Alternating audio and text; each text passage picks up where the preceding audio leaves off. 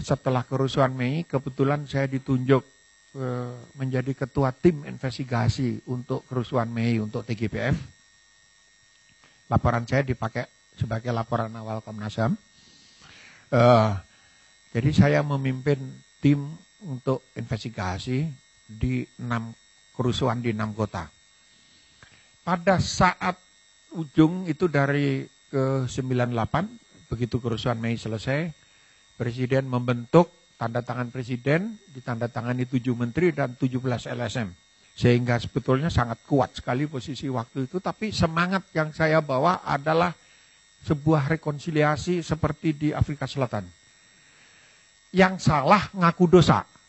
Ya saya memang menculik, saya ngaku salah, tolong jangan dihukum saya, karena itu sudah masa lalu, tapi hukumannya tidak boleh ikut pemerintahan yang baru. Ini tidak dilakukan. Sehingga berlakulah impunitas. Impunitas itu adalah orang yang bersalah tidak dihukum sehingga kesalahan itu berulang. Karena apa? Karena yang jelas-jelas salah tidak dihukum dan tidak mau ngaku salah, malah ikut dalam pemerintahan baru. Kejahatan HAM itu tidak mengenal kadaluarsa. Ini kenapa polisi meloloskan kandidat dengan track record seperti ini. Harus dicatat bahwa syarat mendaftar di KPU itu adalah SKCK. Surat keterangan catatan kepolisian. Jadi kalau Prabowo maling ayam, nyopet di pasar Boplo sana, ada catatannya. Tapi kalau menghilangkan nyawa orang, ya, atas nama negara, nggak ada catatan. Itu bukan ranahnya polisi. Karena kejahatan kemanusiaan, pelanggaran HAM itu bukan ranah polisi. Ya jadi aman-aman aja. Maling ayam tidak boleh jadi presiden gitu. Tapi maling nyawa orang boleh. Nah ini, dan tidak mungkin aturan hukum itu ditegakkan. Kenapa? Ini masalah power play, kekuasaan politik. Ingat bahwa Prabowo waktu itu adalah menantunya Presiden Soeharto.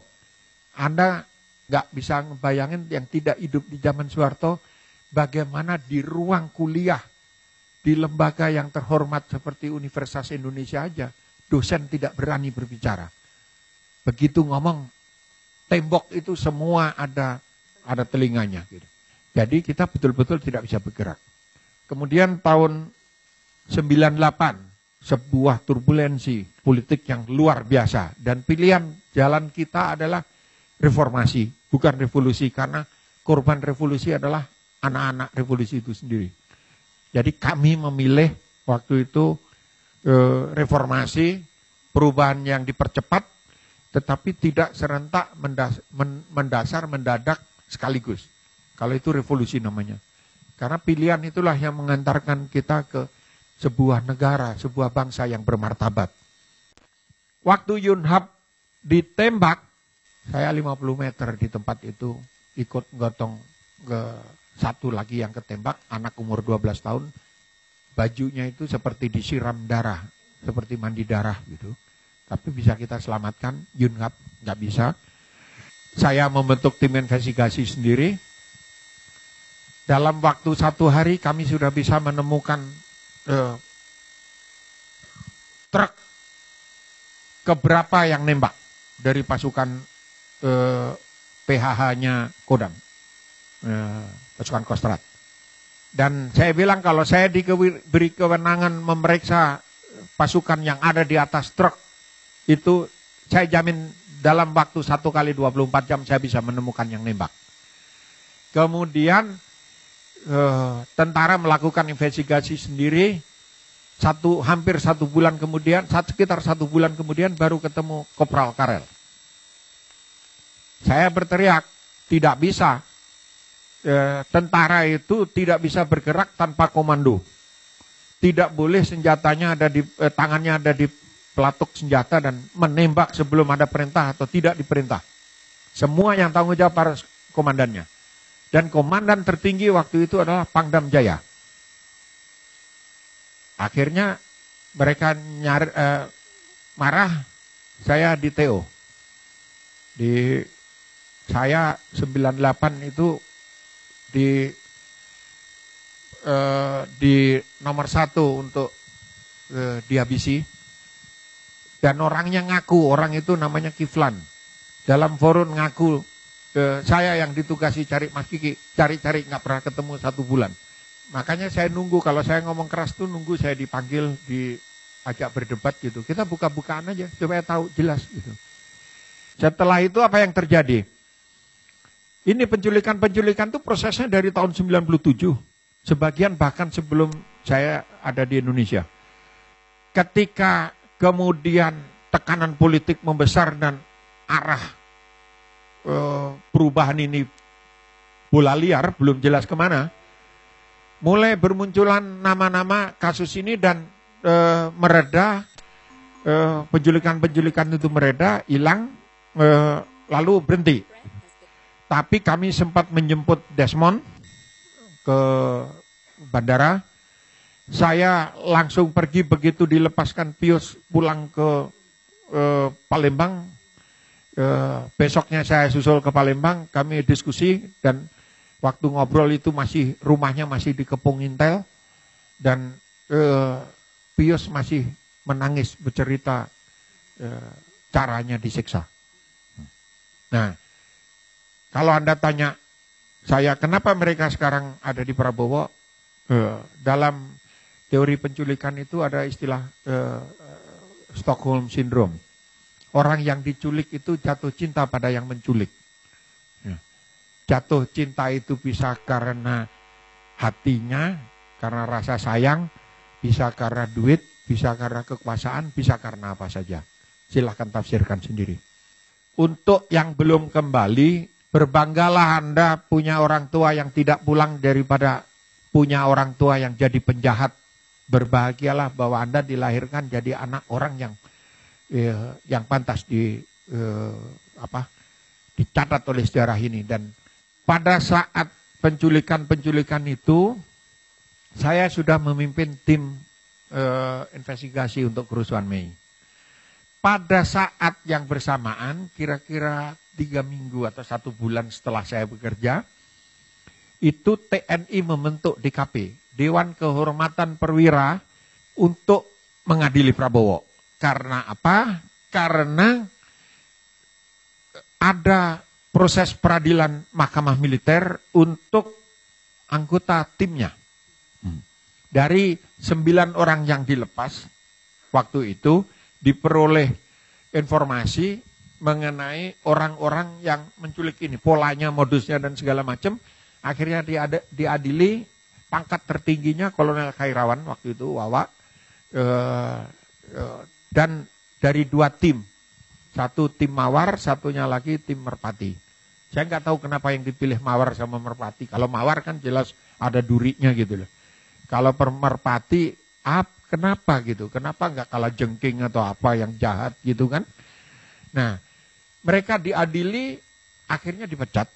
10 anggotanya dipecat dan ditahan, saya lupa, kalau nggak salah 2 tahun di penjara itu. Saya nggak ingat angkanya, tapi di penjara hukumannya. Nah, dari pengakuan mereka merujuk semuanya pada perintah Prabowo.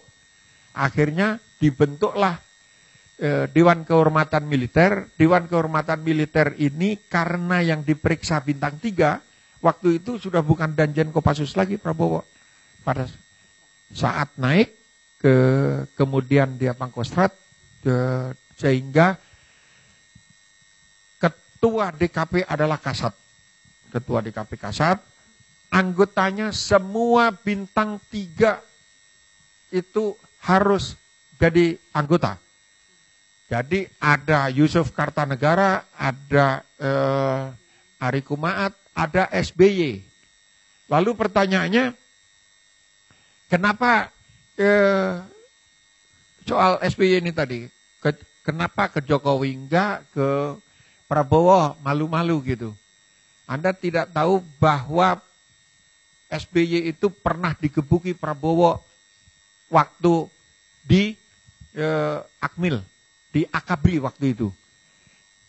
Kenapa Tidak ada orang yang bertanya dalam catatan biodatanya Prabowo, harusnya lulus tahun 73, kenapa lulusnya tahun 74? Ini nggak ada orang yang nanya. Katanya Prabowo pinter, kok nggak naik kelas gitu. Berarti ada yang lain kan? Ya itu tadi, gebukin SBY gitu. Jadi ada Prabowo, Ria Mizard, Yudi, sama ada satu lagi, 4 orang. Itu kabur ke Jakarta karena ada acaranya Titik, masih pacaran, waktu itu balik ke sana, ketahuan, dihukum sama gubernur. Gubernurnya itu bapaknya Ani Yudhoyono, namanya Jenderal Sarwoedi, gubernur Rakabrinya. Nah ketika mereka tahu, loh kok ada yang tahu, satu-satunya orang yang tahu adalah SBY karena dia diajak nggak mau gitu. Akhirnya hari Senin habis dimarahin, hari Minggu ketangkep, hari Senin dimarahin, Senin malamnya mereka tanya-tanya sampai bonyok-bonyok gitu. Ini background kenapa nggak mungkin Prabowo ke sana, ya meskipun kemudian besannya di sana, akhirnya dia dukung tapi nggak terang-terangan. Ini masalah gengsi, dulu digebuki kok sekarang dukung gitu. Lain dengan Amin Rais, kalau dulu kan dia ngomong bawa Prabowo ke Mahkamah Militer. Berkali-kali headline di Kompas gitu. Biasanya kalau selesai memeriksa, mereka di KP itu datang ke posko kami dulu di sekretariat untuk tim investigasi itu di Jalan Hang Tuah Raya nomor 3. Sekarang jadi tempat spa atau pijit-pijit nggak tahu saya. Ada di situ. Dan kami sharing. Yang menarik adalah setiap kali datang Agung Gumelar pasti marah-marah sebagai anggota DKP. Karena apa? 3 kali diperiksa Prabowo nggak pernah mau ngomong. Nama Prabowo Subianto. Letnan Jenderal TNI NRP sekian. Saya gunakan hak saya untuk tidak bicara. Ini konvensi Jenewa untuk tawanan perang. Jadi dia memposisikan diri sebagai tawanan perang. Gitu. Jadi tidak ada data yang keluar, tanya Pak Agung, memang nggak ada data, 3 kali diperiksa itu. Dia bilang, dia mau nendang katanya. Gua udah nggak sabar aja kayak gue mau tendang kepalanya gitu. Tapi Pak Agung kan pendek, jadi nggak nyampe kakinya gitu kan. Akhirnya cuman marah-marah aja, tapi selama pemeriksaan itu pakai vest, baju anti peluru. Kenapa? Saya bilang, Jenderal takut nih ya sama-sama bintang 3-nya gitu. Pada saat kita berdiskusi seperti itu, tiba-tiba suatu hari dapat laporan kami masuk, ditemukan mayat terapung, muncul satu-satu dari sepanjang jalur Pulau Seribu sampai ke Lampung. Itu dilepas pantai Kalianda. Saya nggak ingat, saya ingat saya 6 mayat. Tapi 5 atau 6 mayat, itulah mayat-mayat yang hilang. Ya, jadi jenazah yang hilang sebagian, yang diculik.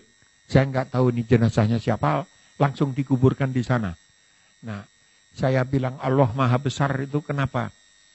Mayat itu semua muncul lepas dari pemberat beton yang dicantolkan di kakinya. Nah, jadi diberi pemberat, ditenggelamkan semua. Ya, kita tidak tahu karena apa? Harus dicatat bahwa yang kembali 9, yang ditemukan mayatnya 1, ya. Sisanya yang 13 itu belum ketemu, itu yang tercatat. Yang tidak tercatat masih banyak lagi. Kami menemukan 1 mayat dengan tusukan bayonet di Cemorosewu. Cemorosewu itu perbatasan Jawa Tengah dan Jawa Timur yang biasa dipakai untuk naik Gunung Lawu. Polisi waktu itu masih di bawah ABRI, jadi tidak ada. Kalau ditanya, kenapa nggak dibawa ke pengadilan International Court of Justice di Den Haag sana? Bukti forensiknya nggak ada. Mana ada polisi bisa meriksa pada tahun-tahun itu? Sudah pasti nggak bisa, nggak ada gitu. Dan ini data tidak pernah diungkap. Banyak data yang akhirnya saya sembunyikan ya untuk catatan sejarah saja. Saya depositokan di sebuah tempat di atas muka bumi ini. Kenapa? Secara hukum yuridis nggak mungkin ini diselesaikan kok. Karena ini pertarungan kekuasaan dan mereka masih berkuasa terus. Ingat, mau mengadili Pak Harto aja nggak bisa. Kita ini mau mengadili Pak Harto tuh nggak bisa. Sudah jelas-jelas MPR memutuskan.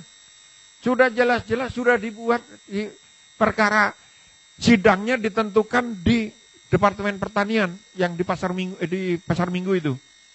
Sudah ada sidangnya, Pak Harto nggak pernah datang, katanya sakit gitu. Sakit terus gitu. Dan akhirnya nggak jadi disidang sampai hari ini gitu. Begitu juga tuntutan untuk Prabowo disidang misalnya di Mahkamah Militer kan. Itu bahkan termasuk dari Amin Rais. Itu di koran di halaman 1 terus keluar, mahmilkan Prabowo gitu. Ya angin sepoi-sepoi basah aja. Ya, saya mau menutup ini dengan proyeksi ke depannya. Sekarang begini, banyak disebut, wah ini black campaign, ini negatif campaign. Kalau atas nama black campaign, kita tidak boleh tahu calon pemimpin yang kita pilih. Ini bangsa ini udah keterlaluan gitu. Kita ini memilih pemimpin, kok kita nggak boleh tahu ibu-ibu yang punya anak gadis boleh ngelamar nggak karena itu duda gitu kan? Kan boleh, kita harus tahu pemimpin kita duitnya berapa, dapat duitnya dari mana gitu. Kalau Prabowo punya istal kuda di Jagorawi, banyak kuda di situ, itu kudanya siapa? Kudanya Herman Sarens, kuda teman-temannya yang lain, bukan semua kudanya dia. Tempat itu punya siapa? Punya Pak Zakir itu, yang punya golf Jagorawi. Nah, kalau 6 bulan karyawannya di Kiani Nusantara, bukan Kiani Kertas, Kiani Nusantara itu tidak digaji, dulu punya siapa, punya bawa pasan, kan kita harus tahu. Kita harus tahu, ini masa presiden kita nggak boleh tahu duitnya berapa? Gitu. Kita tidak boleh tahu duitnya dari mana. Ini bukan black campaign. Ini bagian dari pencarian identitas yang mau mimpin bangsa ini siapa, gitu. Obama itu bapaknya dari Afrika, pulang punya istri 16 lagi, jelas kok dibuka semua, tidak ditutup-tutupi. Dan itu tidak ada pengaruhnya. Tapi kita harus tahu, Prabowo punya anak berapa, istrinya siapa, kayak gitu. Jadi jangan takut. Kenapa? Kita harus tahu. Orang yang A sampai Z balik lagi ke A, yang paling tahu itu Pak Luhut Panjaitan. Luhut itu 9 tahun jadi atasannya dan mereka kemana-mana latihan bersama di GSG 9 di Jerman, di ke Mossad, di SAS Inggris, di Greenberry Amerika, bareng-bareng semua.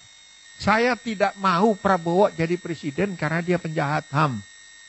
Nah, karena tidak mau, caranya seperti apa? Ya harus dukung Jokowi. Loh ini lain nih, ini persepsinya harus lain gitu. Jadi saya nggak kampanye, kalau kampanye kan saya ngajak dukung Jokowi. Yang saya lakukan adalah mengajak tidak mendukung Prabowo itu. Kalau kita yakin bahwa kita benar, apalagi dalam kasus seperti penegakan HAM seperti ini, jangan takut melawan seluruh dunia, jangan takut Prabowo punya pistol, punya pasukan, jangan takut mereka punya ini. Bawa hati nurani kita, bawa keberanian kita. Karena sejarah nanti yang akan mencatat. Ya, sejarah itu tidak bisa berbohong. Dan suatu saat pasti akan terungkap. Wong surat DKP itu jelas-jelas dipecat kok. Dibilang, loh, tidak ini manipulasi. Manipulasi dari mana? Itu jelas-jelas diberhentikan. Diberhentikan itu tidak dengan hormat. Itu PTDH namanya. Hanya karena menghormati Pak Harto, ini pengakuan dari DKP, Fahru Rozi, sama yang lain-lain. Ini kesalahannya Wiranto nih. Karena Wiranto Panglima waktu itu dan dia bilang, kita hormati Pak Harto lah. Gitu. Ya dia kan mantan ajudan Pak Harto. Ya udah, jangan pakai tidak dengan hormat. Gitu. Nah sekarang kalau diberhentikan diberhentikan katanya tidak dengan hormat itu nggak ada. Lalu alasannya apa? Gitu. Coba suruh jawab itu timnya itu. Ada sahabatnya Prabowo dari kecil yang menjadi Fadlison dulu, yang pasang badan untuk Prabowo sebelum ada Fadlison. Orang itu namanya Farid Prawira Negara. Tiba-tiba nelpon saya. Terus Ki, jangan mundur. Terus saya tanya, kenapa lu ngomong gini? Bukannya konsultannya Prabowo? Dia bilang, gila lu. Gue temannya Prabowo dari kecil. Tapi kalau sekarang dukung dia jadi presiden, Ki, gue masih punya hati. Ini omongannya Farid. Kalau sekarang Fadlison yang pasang badan, tanya aja, Fadlison itu pengusaha-pengusaha apa? Itu adik saya jauh di bawah. Saya datang ke pusat rumah kebudayaan di Minang. Jadi dia membangun satu kompleks, ada museumnya. Ada ini saya bilang, Fadli, coba yang belum pernah ke sana dari Padang ke arah Bukit Tinggi. Kira-kira di pertengahan itu ada di tengah-tengah sawah, di kaki Gunung Singgalang, ada kompleks yang luar biasa gitu. Ada rumah seni segala macam, ada museum. Dan banyak patung-patung dadanya Bung Karno, Bung Hatta, Gandhi, sama Fadlison di tengahnya gitu. Jadi saya bilang, lu narsis banget. Saya telepon dia. Gue lihat patung lu di sini narsis banget lu kan ya. Rupanya memang cita-citanya itu. Jadi saya ini nunggu kalau ngomong gini dilaporin ke Bawaslu, nggak dipanggil-panggil saya. Karena kalau dipanggil-panggil saya akan bilang seperti yang saya tadi, dan saya masih punya seember lagi untuk saya ceritakan di depan media. Mudah-mudahan saya dipanggil-panggil, nggak dipanggil-panggil gitu. Terima kasih.